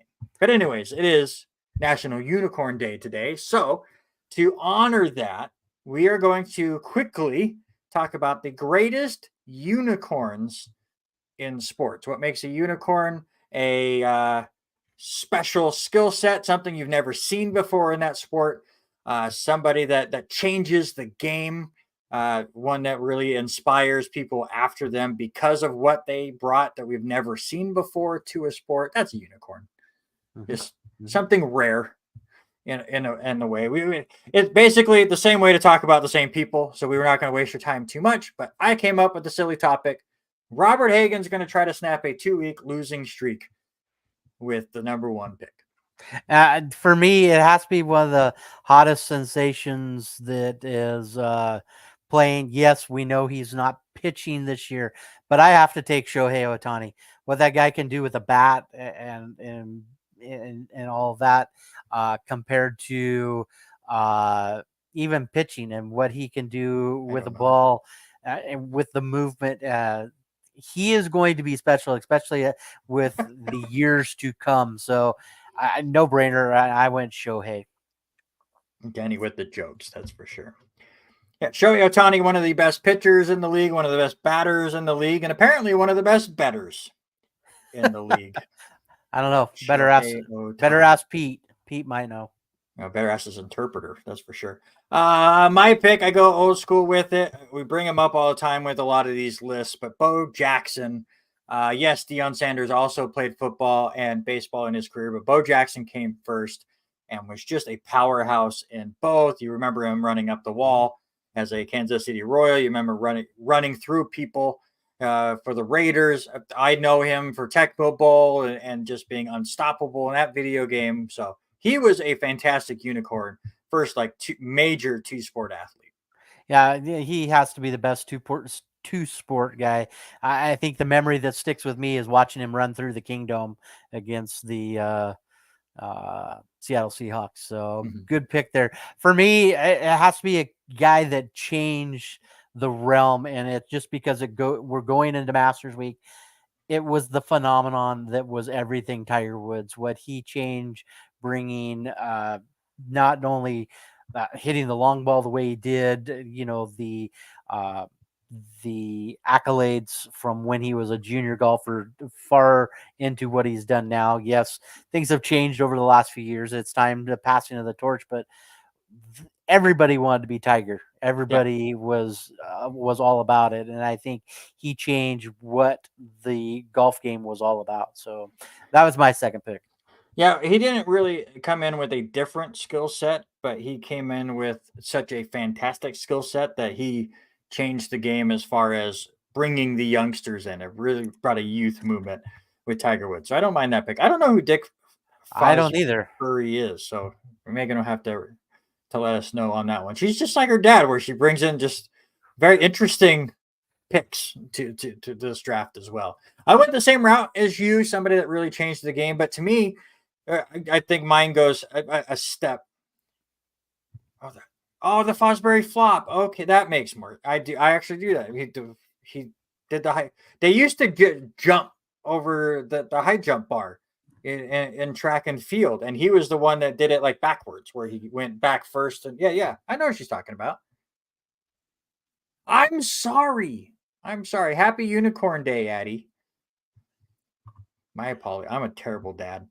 But I went the same route as you, somebody that really changed the game, but I think I went keep knocking my microphone down. I'm sorry. I went a step further, as this guy really brought in a different skill set. He changed the game of bowling based on the way he bowls, to the point that old men still hate him because they hate two-handed bowlers. But Jason Bomani not only has been the greatest golfer of all time, or excuse me, the greatest bowler of all time. I think I said golfer, but the greatest bowler of all time. He's won the most majors. For as little tournaments that he does play, because he lives in Australia, his winning percentage is out of this world. But he brought two-handed bowling to the mainstream. And now if you turn on a PBA telecast, guaranteed there's at least one two-handed bowler. And sometimes every bowler that made the television finals bowls two-handed now. And so Jason Bomani changed the game, and I think that's a perfect definition of a sports unicorn. Yeah, it's a good pick. As you said it 100% correct a minute ago. the older generations was all about, one hand and all this, and you could see the frustrations with a lot of these pro bowlers once he started. What he was doing was going to change the the, the way the sport is played. So I know. So for my third pick, I know I took this person a couple of weeks ago, number one, and sir, you can't argue this. She is the GOAT of the tennis world. Yeah. I'm taking Serena Williams. What she and her sister did on the double side, what she has done in the singles competition, and for as long as she did, she has influenced a lot of newer players and the records, the number of tournaments. It's just crazy. Yes, I said GOAT. She is the GOAT. This is why I married Haley. It's the same reason. She is the GOAT, but we're doing unicorns here. So I'm going to go with my last pick. And part of the reason why I went this topic, other than it is National Unicorn Day, is this guy has been named the newest unicorn in sports, or the unicorn in the National Basketball Association. Neither of us are big NBA guys, so I can't say we watch him very much, but the number one pick for the Spurs last year. And I like to watch highlights of this guy, but Victor Wembanyama has been absolutely insane. Big man with some speed. His arm reach is like 37 feet, it feels like, or it feels like anybody that drives the lane, he doesn't even jump. He just puts his hand out and just has blocks left and right. Has some range as well. To me, he felt like Chet Holmgren, but just a little bit taller, where he's just too lanky, and you just felt like he was going to get pushed around. But he's been so good for the Spurs, and I really think that he is going to bring back the big man as far as basketball goes. I mean, something that they've been missing for about 20 years. And they've really went away from, those tall centers that can actually play. And he's really mixed being the tall center with the blocks with some of the long range. And again, the definition of unicorn, he's going to change things up. And so I have somebody that you just don't see very often. So I have to ask Megan. She says Scott Hamilton. So what is his best move, Scott Hamilton? Was it just the pirouette or what? Megan has bad genes, yes. But yeah, Scott Hamilton was in. He can do a backflip. Yeah, that's fair. Well, yeah, I'm waiting for Megan. Megan will post her stuff, practicing on the ice and stuff. I'm waiting for her to do a backflip, but it'll be great. Yes. All right, there you go. That's our sports-related draft. Greatest unicorns in sports. Let us know in the comments down below who ends up winning this week. Robert picked Shohei Ohtani, Tiger Woods, and Serena Williams. I went Bo Jackson, Jason Belmonte, and Victor Wembanyama. I figured that's why we try to mix things around, because you always show up asking for baseball, and we did more local stuff in the first. We had you did miss Cameron being on the show. You'll have to go back and watch Cameron. Mm-hmm. So, all right, sir. Real quick, Masters are this week. Yeah, who are you picking to win? Bryden Brown went with Scotty Scheffler. Excuse me. Where are you going? Yeah, I have to kind of agree with him, and what's funny is Bryden and I did not talk about anything prior to the stuff, and what Scotty Scheffler has done so far this year. His last 5 tournaments has been nuts, and so I'm going to go with the number one guy in the world, Scotty Scheffler. These grubs and former grubs just don't know how this game works. I don't know who to pick, Denny or Megan. Now they're trying to usurp this whole process. I've said it before, and I can continue to say it. I'm not a big fan of Live Golf. I don't like what they've done with the sport. Yes, it's good for the golfers to have an alternative. Yes, they have better rights there, and obviously, like the Saudi money is real, but to me, it's completely diluted the game. Like, some of your best names went to Live, some of them stayed in the PGA. The bickering back and forth has gotten old extremely quick. And you turn on a tournament, it's not the same. You don't get those top golfers going at it. The Masters is different because they do combine for these majors, so you do get that feel. But my love for golf is way different. Mhm. As I will watch here and there. I'll see highlights. I see what Joel Damon's doing. I'll keep an eye on him, but I'm not sitting down watching golf on a Sunday like I used to. And that is why my super serious pick to win the Masters in 2024, Tiger Woods. Because why not? I don't care. There's a high or a better than 0% possibility I don't watch a single hole of the So Masters. And I what's might, it? I'm planning on watching it, but if I don't, I'm not going to feel bad about it. So what's interesting, I do love the matchup with him as he tees off on Thursday, is he is paired with Jason Day and Max Homa.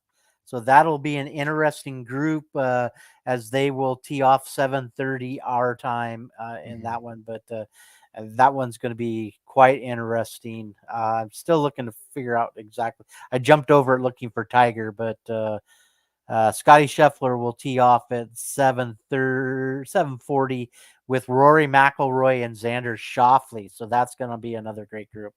There you go.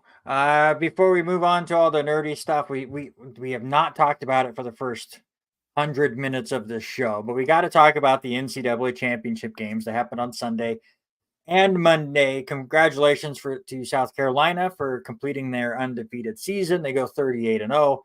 They beat Caitlin Clark and Iowa 87-75. They've now won 2 of the last 3 championships. First undefeated season in the women's game since 2016 with UConn. And speaking of UConn, the Huskies won on the men's side. They beat Purdue 75-60. And first team to go back-to-back since Florida did it in 2006 and 2007. Before I get to all the cool stats and stuff, did you watch either of these games, and which one was more entertaining to you?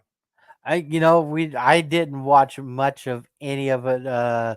We did have the tablet up there on Sunday, keeping a little bit of track of Caitlin Clark and South Carolina, and watching South Carolina starting that game from behind. But I was not able to watch the Purdue UConn game.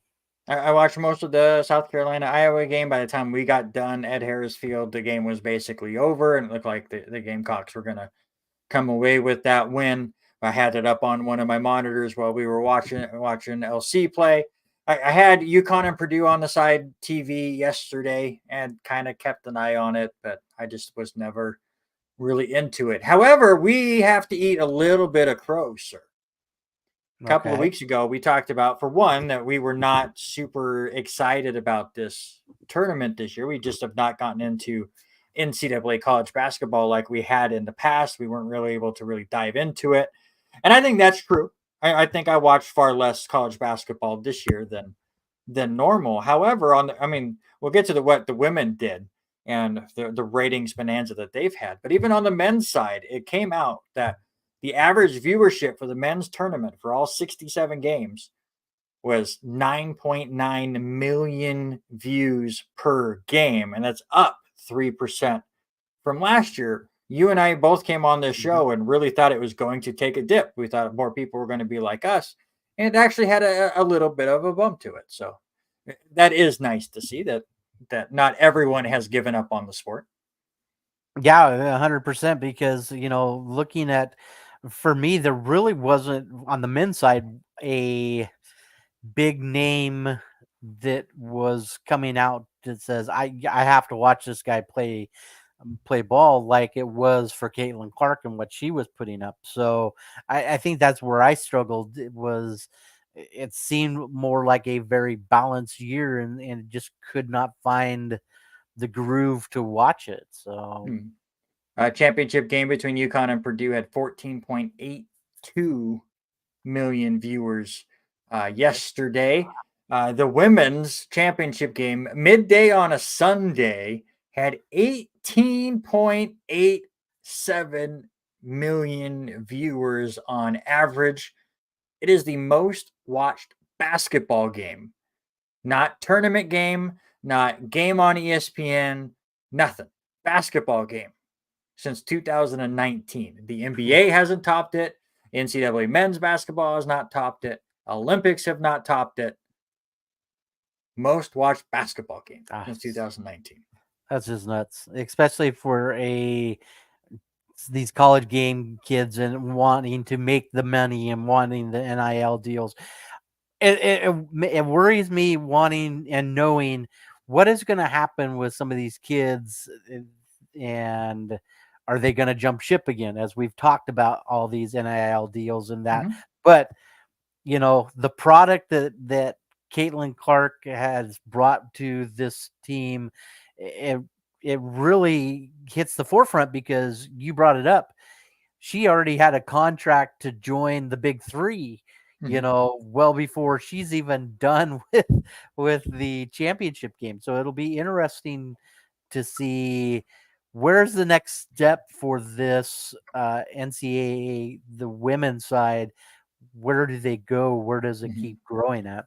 Yeah, hopefully it keeps growing. Obviously not at this rate. I think Caitlin Clark was an anomaly and really just kind of hooked fans for the last couple of years. But hopefully it's one of those things where you get the big spurt of viewers and you just kind of hope to hold on to some of them, and you grow the sport that way. But this is exactly what women's sports need. This is exactly what the NBA is going to need. Obviously, Caitlin Clark's going to get picked number 1 in the WNBA draft. I know there's been talks of her getting drafted in the NBA or the big three or whatever, but the WNBA desperately needs Caitlin Clark to really help grow that league as well. I did say most watched basketball games since 2019. Ratings were up 89% from last year, almost double of what they did in the championship game last year with Caitlin Clark in that game. And if you go 2 years ago with South Carolina winning their championship a couple of years ago, this game had a ratings boost of 285%, nearly 3-1 ratings from this year to just 2 years ago. So it just kind of shows you what Caitlin Clark has been able to do. All right, real quick, before we get into the WrestleMania nerddom for the final 10 minutes of this show, which is not enough time to talk about WrestleMania 40, but we're going to do our best. I'm going to give the floor to Mr. Robert Hagan. Eric Watkins, you have yet to vote for the sports-related draft. Please change that while you listen to Robert brag about his Geelong Cats. Eric did. But he's going to change his pick. Because you're going to talk about your Geelong Cats beating his Western Bulldogs. No, and listen, they came back and made it quite interesting going into the final basically 2 minutes. But Geelong does come away with a big win over Western, 95-91 in that game. Brisbane handled Harry's Kangaroos 112-42, and then Collingwood defeated your close Hawthorn game. It was a close game, 77-72. It was a close fourth quarter. They were down by like 40 for most of that game. Yeah, Came back out within a goal. Yeah, so it was a very interesting weekend with that. So, all right, Robert takes it this week. Well, actually, Robert is tied 1 vote to 1 vote to 1 vote with Megan and Denny. So I don't want Robert to break his streak, so I'm going to vote for Megan. And Megan wins this week. So congratulations, Megan getting her first win. Aussie Rules football this week is a busy week. We got 2 teams on a bye, and go figure. I told Randy, all of the other games are on TV on FS1, for the exception of your Hawthorn Hawk, FS1 or FS2. For the exception of your Hawthorn Hawks, my Geelong Cats, and Eric's Western Bulldogs. Every other game is on FS1 or FS2. Make sure you check your local guide, Dish Network, and get those games. Game of the week for me, and again, if you don't stay up late, DVR it, watch the replays. AFL has a great way of watching all of these games in their entirety. Like I said, 24 hours later. You have to kind of sneak away if you want to not get spoiled on who won, but all these games become available after about a day on their website. But my game of the week, Carlton and Adelaide. It is your solo FS1 game, Friday night, 11:35 p.m. Pacific time. That's the one I will go out of my way to make sure I at least watch the highlights of, depending on how busy I get. But I really hope to watch that game in full. All right. If you are not a wrestling fan, I understand. I get it. I appreciate you hanging out with us here again on the R&R Sports Report. I'll quickly thank Bryden Brown and Cameron Smith for hopping on the show in the first hour, making the first hour just fly on by. Yeah. I'll also let you know that definitely go out to Harris Field this weekend. 4-game set for the Warriors taking on the number 2 team, possibly number 1 team come tomorrow when the new polls come out. LSU Shreveport will be in town. That series is going to be phenomenal. And then Monday and Tuesday at the the Lewiston Country Club when LC hosts the Warrior Invite. So go root on the Warriors there. But these last 10 minutes or so, let's nerd out. Let's talk WrestleMania 40. And before we do, did you watch Paul Heyman's Hall of Fame speech? It was priceless. I was able to catch it last night before I went to bed. I made sure I watched it. Listen, for him to go back into the character of ECW, pull out the leather jacket, the headset, the old phone, and his recollection of when he had that phone and when he broke it, priceless of what and the respect that he had. I know he even made the comment that we're going into the Triple H era. I know that Triple H is trying to stay away from it because he's wanting to build it as a group thing. But let me tell you, Paul didn't hold anything back. No. There was some. Paul thought they were already on Netflix. Yeah, I don't think they were. Because everything I watched, it was bleeped out. Oh, yeah, it's very bleeped out. But again, Paul thought they were on Netflix. And The Rock continues to think they're on Netflix and throws the F-bombs around all over the place. And so many just empty spaces where they're trying to cover the cuss words and stuff. But that was the beginning of WrestleMania weekend along with SmackDown. Stand and Deliver was Saturday morning. I don't know if you've watched that yet. I was able to watch most of it just before baseball started on that Saturday. Very, very good show. Definitely go check that out if you have time. But the 2 nights of WrestleMania, real quick, we're not going to go through everything because we only have 9 minutes here. But night 1 of WrestleMania, give me your biggest takeaway and then rate it out of 10. For me, I think the biggest match, as much as I want to say the tag team one, I think I was a little bit more into the Intercontinental Championship match. Unbelievable match between Sami Zayn and Gunther, the chops back and forth. Holy hell, let me tell you, I don't think I wanted to be on either side of a chop from either one of those guys. But I was shocked how quick the ladder matches went in the 6-man, the 6-team tag match. Yeah, that's fair, but I knew it was going to be a train wreck, and I didn't mind that going quickly. I will say this, night 1 started off hot with Rhea and Becky, especially when you find out that Becky had 102-degree fever and strep throat. For her to go out there and do what she did for the 15, 20 minutes they wrestled, that match was fantastic. I'm with you, Gunther and Sami Zayn. I knew when they did the stuff with Sami, with his family and Kevin Owens before the match that I got my prediction wrong and had no problem with that. Rock and Roman versus Cody and Seth, that is sports entertainment at its finest. There was just so much silliness to it. I do like that, unlike most of these tag team matches where they will break off and kind of wait for each other to do moves because they only know one of them is going to be on the screen. They did that double box and they were both actually doing stuff and not just kind of wasting time while the other ones were on TV. So I appreciate that. Had a lot of fun with it. I will say the middle of this show was fine. Some people have really thought it was poor, and I disagree there. The only poor match was Jimmy and Jay, which I kind of expected because brothers just never really have that kind of a match. It was a super kick party, and it just was bad. And they literally just spammed that move over and over, and they're not good at super kicks. Like I always get on the Young Bucks because they always just spam super kicks, and the Usos were not good at super kicks, so they could just continued to do that. So I didn't really like that match. The 6-woman tag match with Jade Cargill, the entrance was phenomenal. It was just there to get Jade over, and they did a good job there. I'm so glad Dragon Lee was not part of the tag team match, and they got brought in Andrade for that, and it was just a quick little match there as well. So 7.5 out of 10 for me for night one. What do you give it? I was going to say a 7. I'm kind of like with you. I was a little bored with the tag team wrestling, but for me, like I said, the Intercontinental and then the back and forth with Roman, Rock, and those guys. So I would say a 7. And then night two, far better night. Not just because I got every pick correct.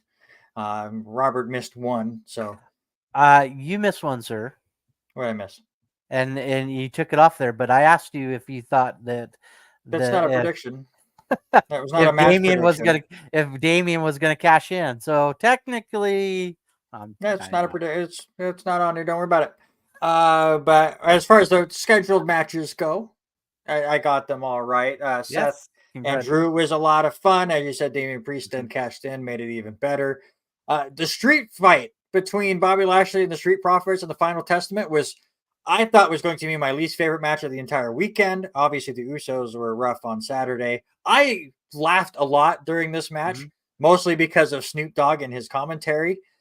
His line his line when they brought in the table is like, "Oh, this is like a buffet table. This is not your regular table. This is grandma's table."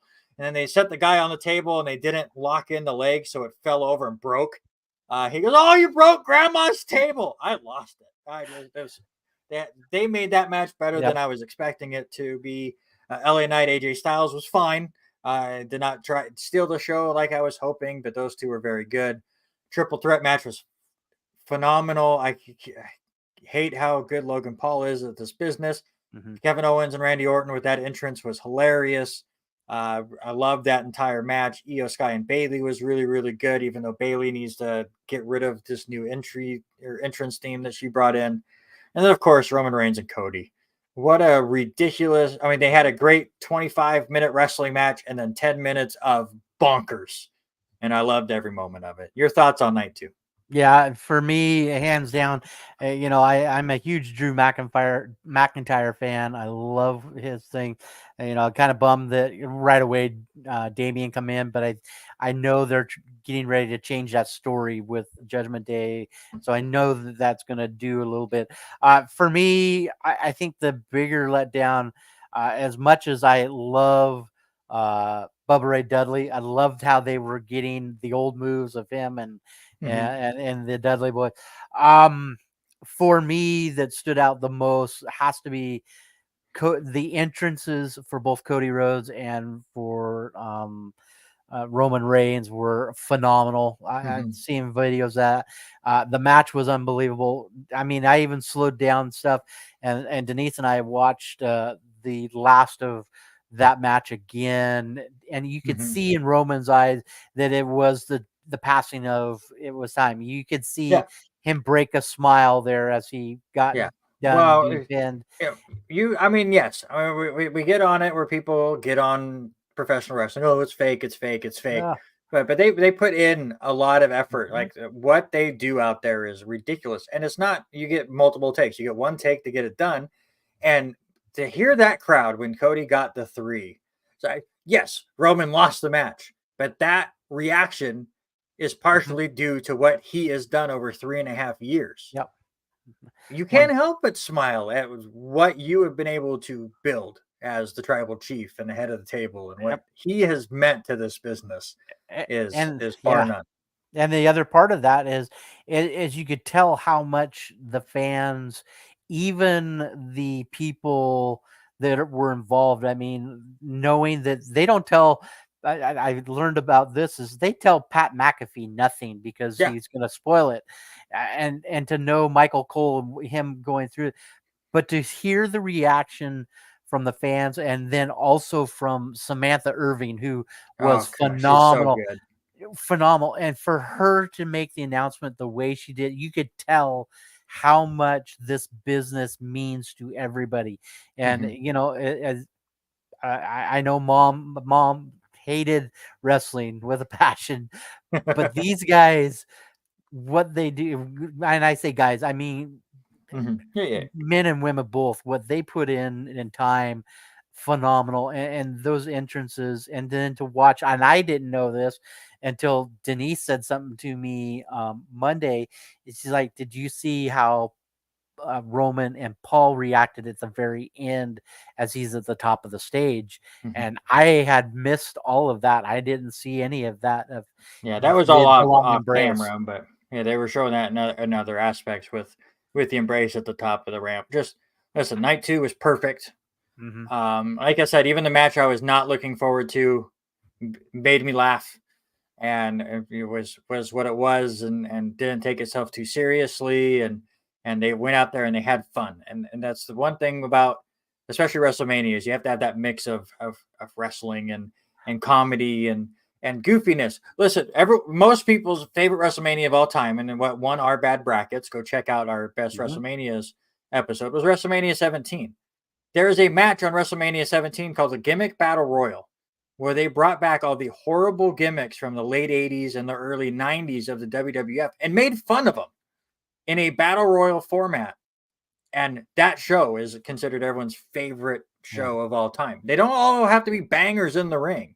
They all have their role to play, and in night 2 they nailed it. And again, what out of 10, what are you rating night 2? For me, I was just down a little bit on the LA Knight one, AJ Styles. I would give it a 9.5, easy. 11 out of 10 for me. Yeah. If again, when we're looking at WrestleManias, you have to put both nights as a package. This is one WrestleMania, so I don't know where WrestleMania 40 as a whole will rank as far as my favorite WrestleManias of all time. But night 2 of WrestleMania 40 probably was my favorite night in WrestleMania history, including WrestleMania 19, which had been my favorite and I was there for. They hit all the marks. They, again, for anybody that's listening, it's like, well, WWE just talks too much. I hear that all the time. It was like AEW is all about wrestling. It's like, well, AEW doesn't build the things. Like they built this storyline for well over a year. Some people think 2 years, and I disagree because Cody was out for 9 months with his torn pec. But the moment he came back, so at least 15 months, they were building this story. He didn't win at 39. They brought it all the way back. You know, everyone was tired of Roman Reigns. He's held the belt for over 1,300 days, and it's because of for that moment, for this night, for Bayley to get her moment at WrestleMania. It's phenomenal. A little disappointed Stone Cold did not show up, and it was the Undertaker, but that Undertaker pop was phenomenal, so I can't be upset about it either. So fantastic night professional wrestling, especially on Sunday. And how about, and the other thing, and we don't talk a ton about it, and and I did bring up Paul Levesque saying how things are changing, and everybody's saying this is the Triple H era, and he's talking about it being everybody else. But how about the new intro of I was excited. I love seeing the pictures, the old intros for SmackDown, Raw and all that. But for them to bring out the new kind of, it felt Marvel-y, Marvel University. But that's kind of where things are going. Yeah, for sure. It was really good. It was a great night of WrestleMania or wrestling. The whole package was great. Night 1 was fine. Night 2 was amazing. So WrestleMania 40 definitely delivered. And now they're going to France, and then they're going to Scotland, and they're going all over the world now with these PLEs, and I'm very excited to see where things go. But we ran long, which is expected, and we've cut like 4 things from the show. And that's totally fine. Again, thank you to Cameron Smith and Bryden Brown. I want to say Bradley out at the end of Bryden, but Bryden Brown and Cameron Smith for joining us in the first hour of the show. Thanks for everyone for commenting, having a good time with us.